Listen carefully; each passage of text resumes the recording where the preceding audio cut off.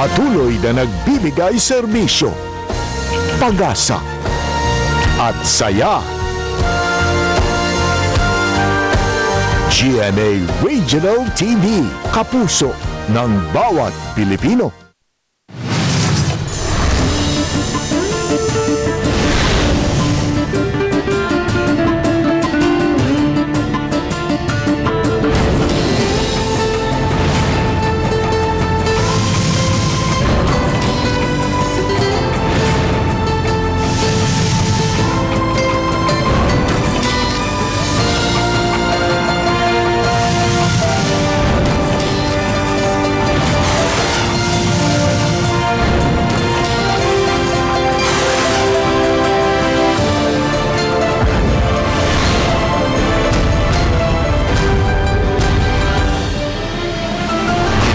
GMA Regional TV, Balitang Bisdak.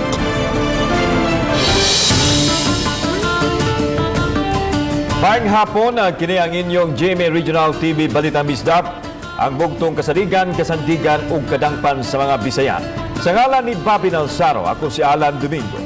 Nga maghatod sa labing dako ug mga nagunang balita nga mahinungdanon sa Central ug Eastern Visayas. Ako si Luan Merondina. Ako si Cecil Kibod Castro, live si GMA Complex sa Rakbayan sa Sugbo.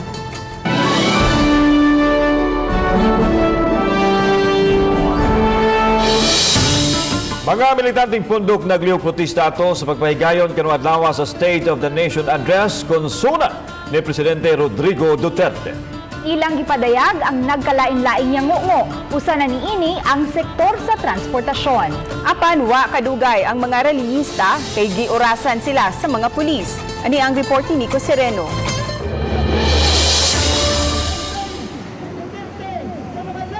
Atol sa State of the Nation Address ni Presidente, nagprotesta ang mga sakop sa militanteng pundok dungan sab sa gihimo nila didto sa kauluhan. Mihimo sila og yano nga programa sa Barangay Hagubyaw. Dungan sa ilang pagpadayag sa kasagmuyo sa administrasyon sa matud pa pagpasagad sa pag-atiman sa katawhan. Lakip sa ilang gipadangat, wa sila matagbaw sa COVID response ug sa padayon nga paglisod-lisod sa kabos. Nanawagan sab sila ibasura ang bag-uhay lang na pasar nga anti-terror law. Namang pagpanghadlok dili na gani mi kagawa sa apit, i-online na lang. Kini amo pud ning ipakita nga kinahanglan na mobarog ang katawhan tungod kay naa sa atong batakang balaod di dapat mangibabaw ang usa ka memorandum sa usa ka ahensya sa gobyerno sa unsa na sa 1987 Constitution.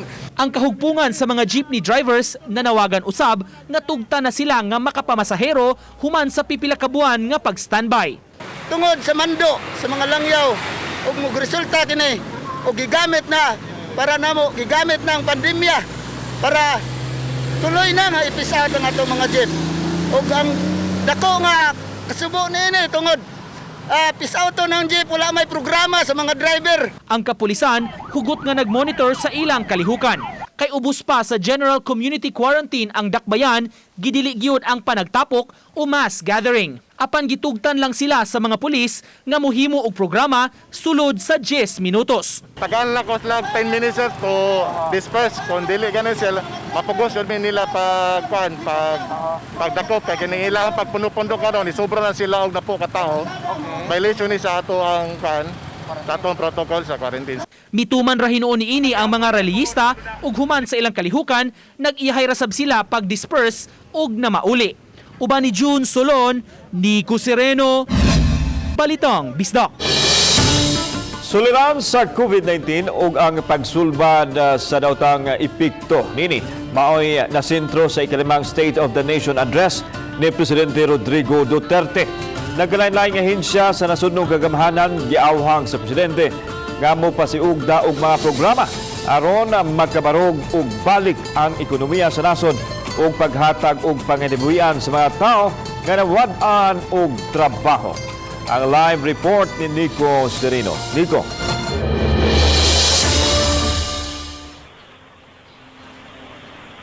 Yaslan sa pagbukas sa State of the Nation Address ni Presidente Duterte, gipahimugatan niya nga matud pa walay nasod nga nakalingkawas gyud nining pandemya sa COVID-19. Nanawagan siya sa mga Pilipinhon nga magpaabot lang tungod kay hapit na moabot kining vaccine batok ning maong sakit. Subling gipahibaw ni Duterte nga hangtod mo gawas ang bakuna, di siya mutugot nga mubalik ang face-to-face classes. Gustong maniguro ang presidente nga makalikay ang mga tinunan nga matakbuyan sa COVID-19. Mas pabor siya nga ang klase himuon pinaagi sa online o kaha pinaagi sa modular learning. Gipasalig ni Duterte, palambuon ang information and communication technology sa mga public schools aron masayon kanila nga makapahigayon og online classes. Mapasalamaton sab siya sa Senado ug sa ubos bay balaoranan sa paspas nga pagpalabang sa Bayanihan Act 2 nga nagahin og 140 billion pesos. Tipik ni ini, ipalit og COVID-19 test kits og medical supplies. Subay ni ini, giauhag ni Duterte ang nagkalain-laing ahensya sa kagamhanan mupasiugda og mga programa aron pagtabang sa mga OFW ug sa mga kawani nga mawad-an og trabaho dihang gipatuman ang community quarantine. Laing auhag sa presidente, minusa ng interest rate aron dili mabugatan ang mga patigayon nga manghuam og puhunan sa mga bangko. Gihangyo usab sa presidente ang mga tag-iya og mga establishmento ug nag-abang og mga panimay nga dili lang unta maningil og abangan o baka umintuhan ang abangan samtang galisod pa ang mga Pilipinhon tungod sa resulta sa COVID-19.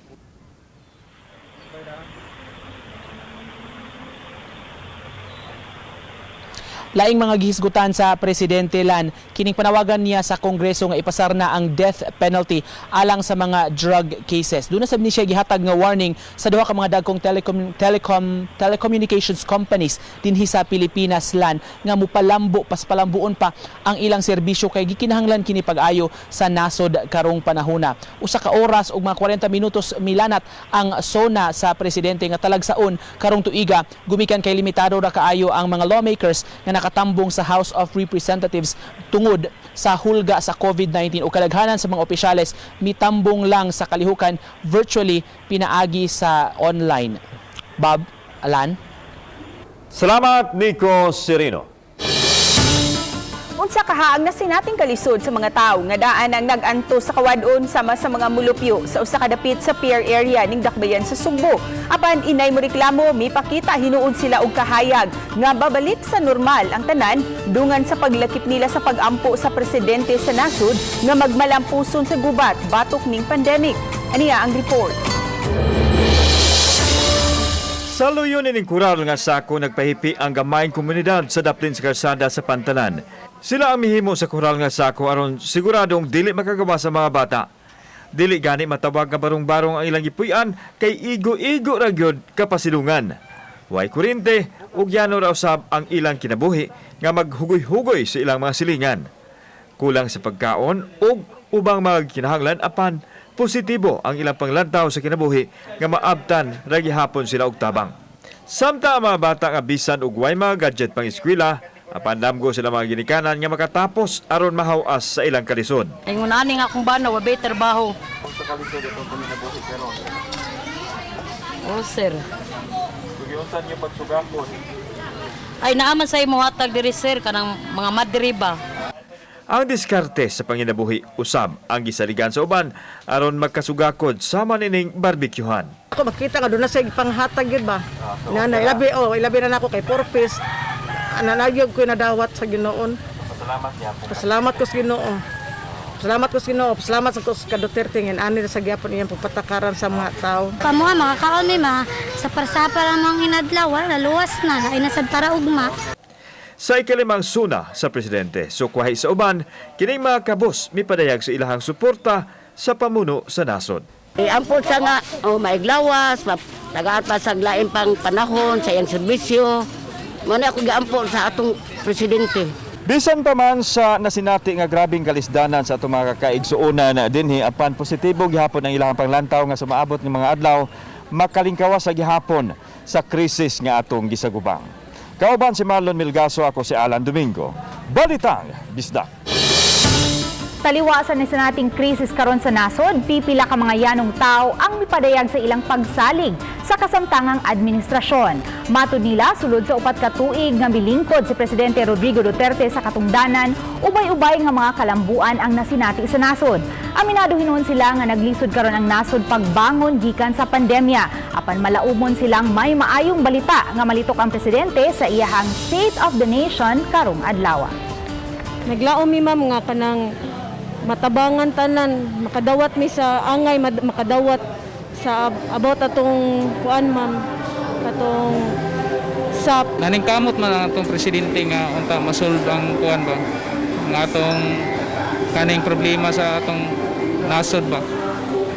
Unta matagaag solusyon na gid unta ni nga nanagi untay tambal ba. Siguro good news. Labi na sa kuan sa COVID karon nga unta mo ni-decrease na ang kanang kuan ang number sa kanang COVID cases ba.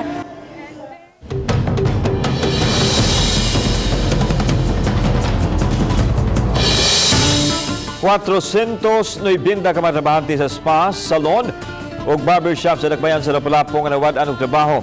Gihire sa lokal nga gamhanan alang sa information drive batok sa COVID-19. Ano ang report? Upat ka buwan nang wa maka-operate ang gitrabaho ang spa ni Quenchel Mabuang, diin siya nagsilbing receptionist. Busa dihang nasayra niyang nag-hire ang lokal nga kagamhanan og tig-apud-apud og mga flyers. Batok COVID-19, wa siya magduha-duha sa pag-apply. 10 days at least nga naay gamay makuha nako na kay nang tabang na mo ma'am, and then makatabang sad mi sa among barangay nga ma-inform sila and ma-educate about sa virus. Ganiha, gisugda na ang orientation sa moabot 490 ka mga trabahante sa spa, salon ug barbershop sa Dakbayan sa Lapu-Lapu nga nawadan og trabaho sukad magsugod ang pandemic ubos sa cash for work program sa DOLE.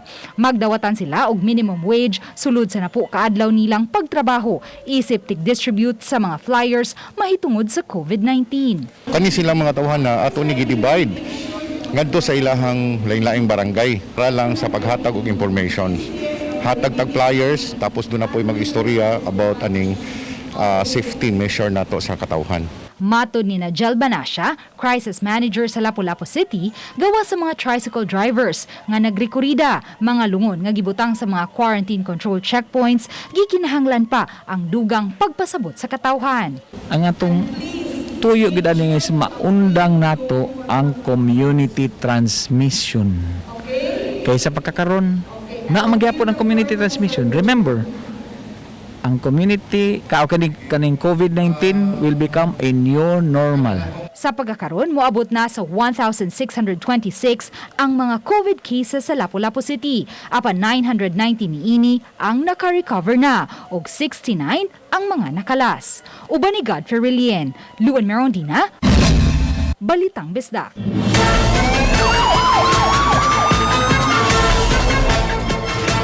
Chinese national nga nagpailang doktor nadakpan sa NBI 7 sa gipuy-an niining subdivision sa Dakbayan sa Lapu-Lapu.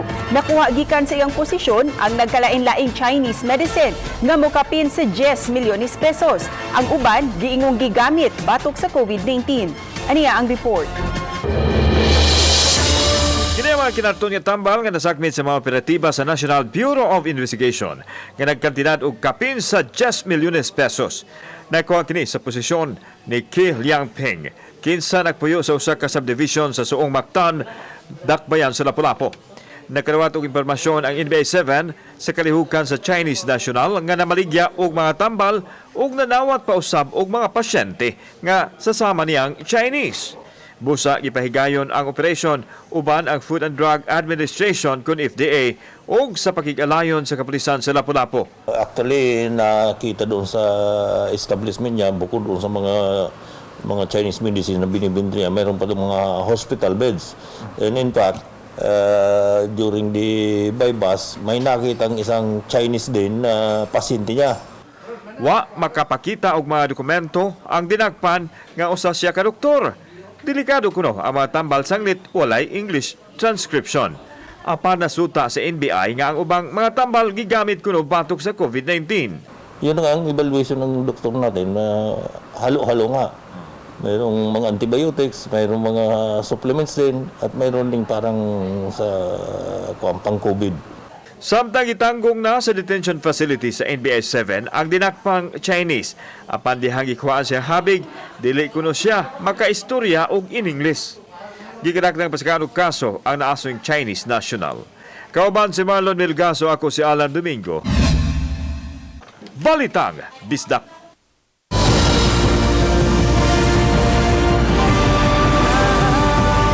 Kini ang GMA Regional TV Balitang Bisdak.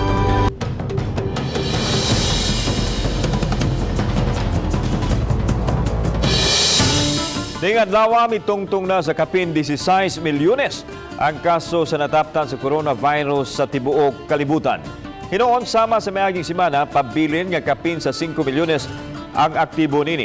Dili sa atong nasod, anaa na sa kapin 80,000 ang kaso, kapin sa 52,000 ang aktibo.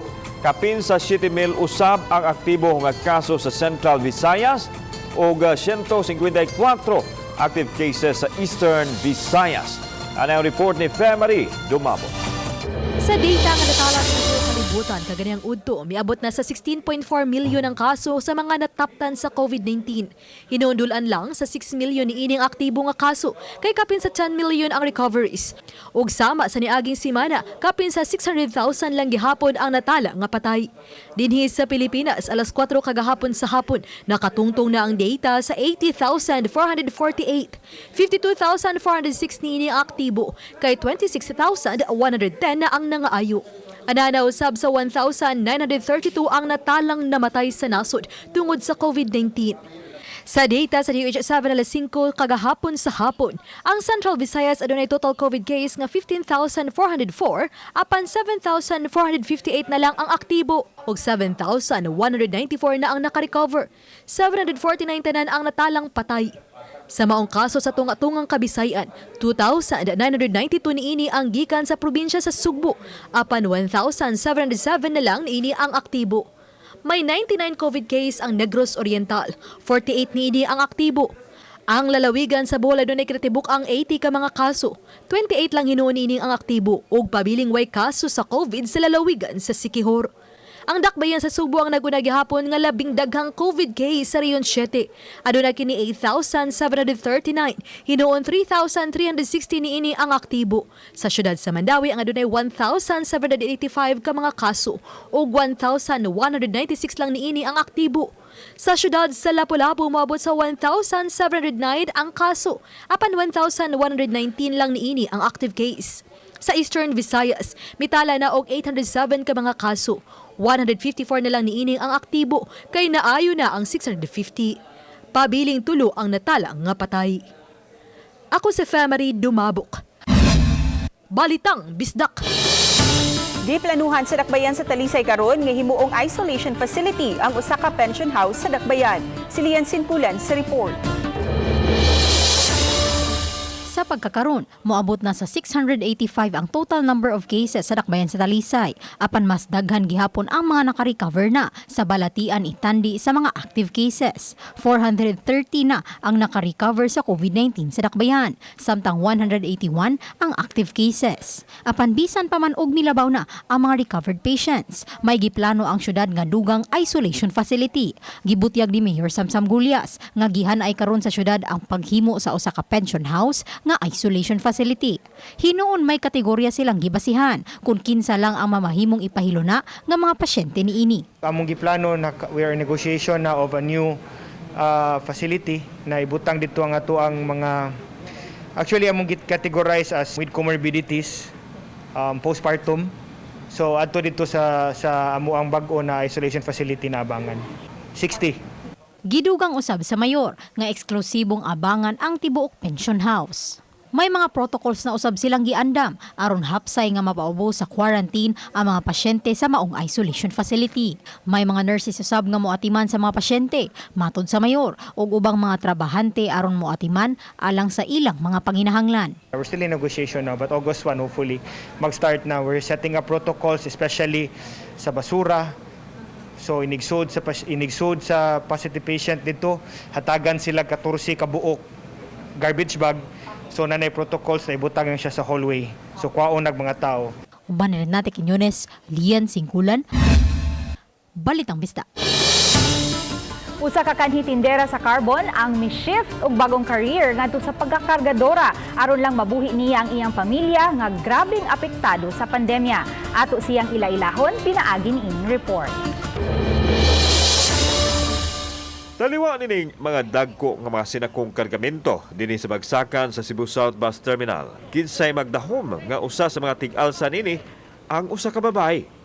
Siya si Christy Cortez, ang babaeng kargadora nga nakigkompetensya sa mga lalaking kargador sa Bagsakan Center. Suma ni Christy, nga kanhi siya tindera sa carbon apan tungod kay mihinay ang panginabuhi, busa na nimpalad siya pinaagi sa paggamit siyang kusog sa pagpangarga. Wa niya baliha ang kabug-at sa mga sinakong undanon nga gikarga sa kariton. Gusto siyang makatabang sa pagbuhi siyang pamilya ug ang mga pamilya sa iyang mga igsuon nga wa nagyoy makuot tungod sa taod-taod nga lockdown sa dakbayan sa Sugbo. Siya lang ang adunay access pinagi siyang barangay certification isip na ginabuhi sa pagpangarga. Nailibok ka pinanabusing.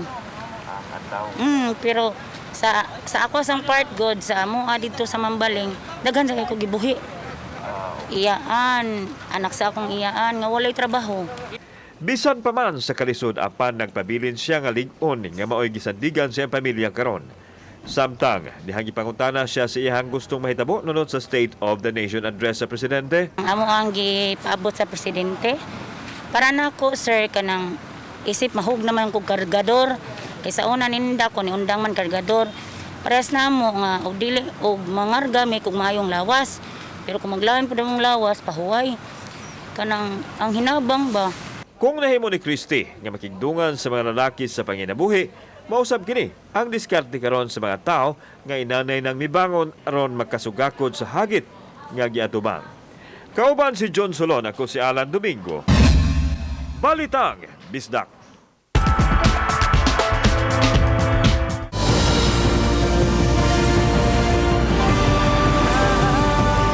Kini ang GMA Regional TV Balitang Bisdak.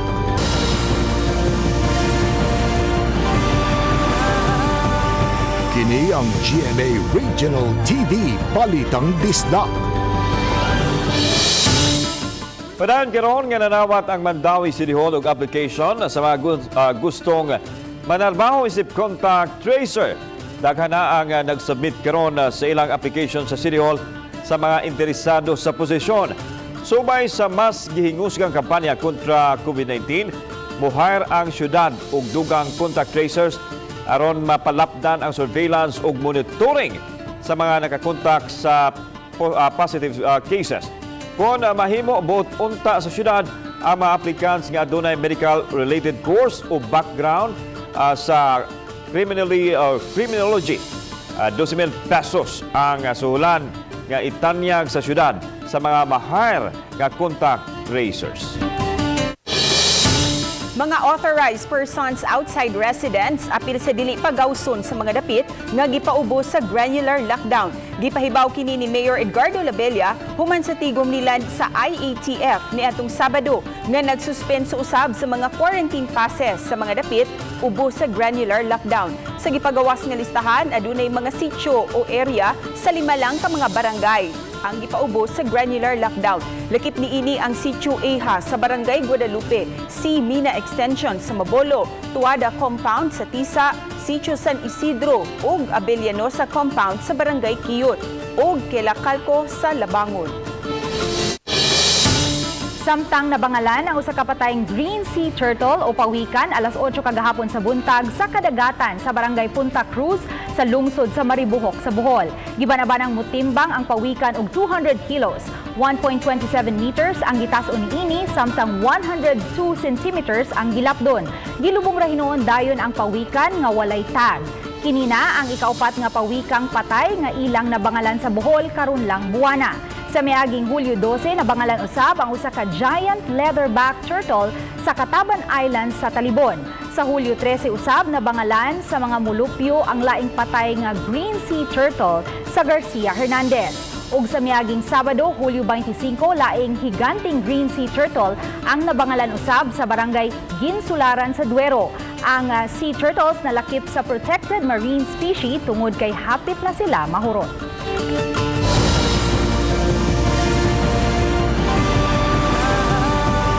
Kini ang GMA Regional TV Balitang Bisdak.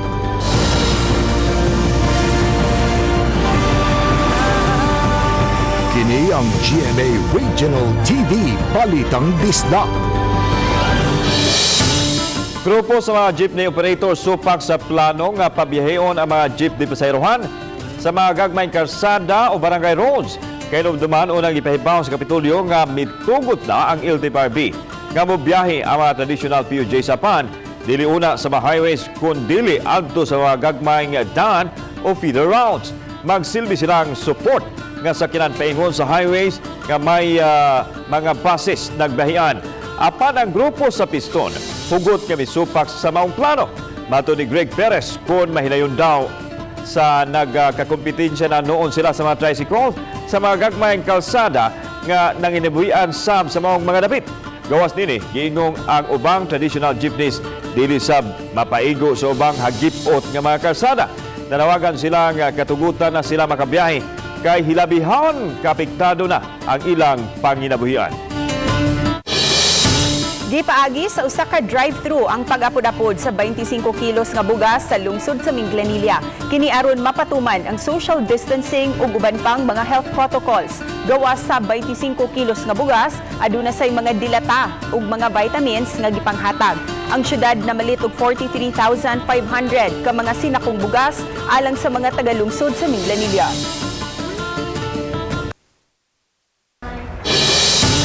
Karon nga hinay-hinay nang gibalik sa lalawigan sa Sugbo ang turismo sama sa nailana nga whale shark watching sa lungsod sa Oslob. Idugang na sa inyong bucket list ang dolphin watching sa lungsod sa Barili. Kay lakip na usab kini sa giandam nga tourism package sa kagamhanan sa lungsod sa Barili. Sagad makitaan sa kadagatan sa barangay Hapitan o Hilagasan ang gibanabanang 200 ka mga dolphin. Giklaro hinuon sa kagamhanan nga musunod yun sa health protocol o gipaubos sa training sa DNR ang mga frontliners niini alang sa kaluwasan sa mga dolphin ug sa mga bisita. Ang dolphin watching nadugang sa listahan sa ilang tourist destination sa Barili sa una ng gidalit nila nga mga extreme activities sama sa Bangaglapos Cave ug sightseeing sa Mantayupan Falls.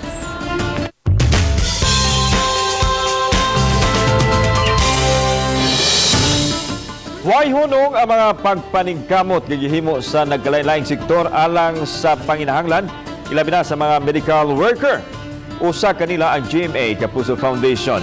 Nining higayuna ang mga district hospital sa Oslob ug Bantayan ang nakabenepisyo.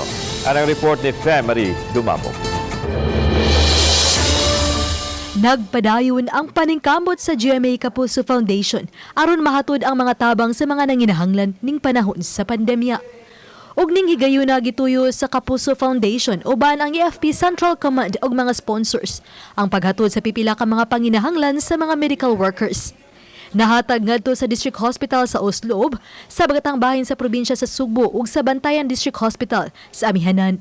I would like to thank especially to Ma'am Chanto of GMA Kapuso Foundation and her staff for her noble program helping us all, the hospital and the entire country. Nadawat sa mga medical personnel sa Oslob ug Bantayan District Hospital ang ginalon nga mga alcohol, gatusan ka mga personal protective equipment, face shield, libuan ka mga non-sterile gloves ug mga sabon. Gihangop sa mga chief of hospitals ang mga hinabang nga giulagway nga dakong tabang kanila. All these items are really of great help for all of us as a frontline in help combating this pandemic COVID-19, which the enemy in the war cannot be seen. Sa mga gustong mutabang pinaagi sa Kapuso Foundation, bisitaha lang ang atong GMA Network website. Ang GMA Kapuso Foundation uban sa mga partners ang padayong magsilbi kaninyo, buong puso para sa Pilipino. Maraming salamat, GMA Kapuso Foundation! Ako si Marie Dumabok. Balitang Bisdak.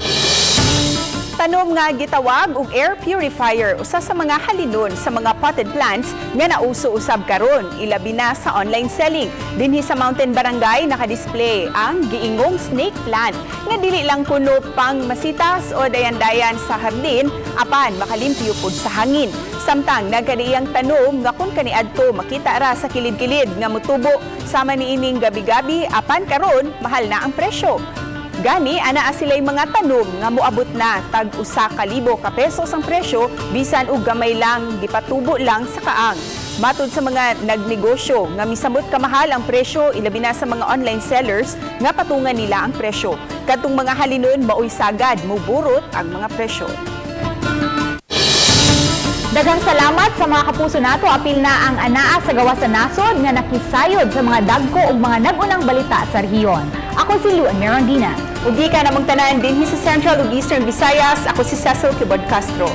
Ang inyong balita, ang among balita, kay matag lokal nga balita, mahinungdanon. Kini ang inyong GMA Regional TV, Balitang Bisdak, buong puso para sa Pilipino. Sa ngalan ni Papi Nalsaro, ako si Alan Domingo. Mayong hapon, mga kapuso.